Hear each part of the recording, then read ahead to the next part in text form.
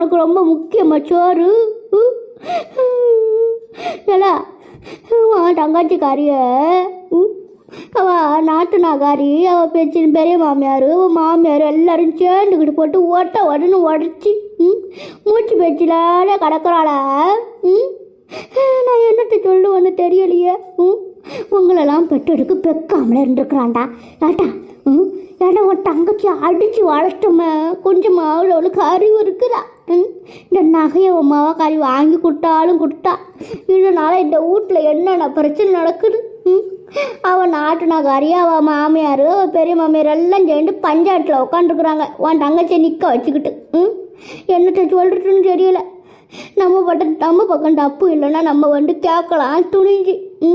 இவன் மேலே அம்புட்டு தப்பு பண்ணிவிட்டு நான் என்னத்தை சொல்கிறது.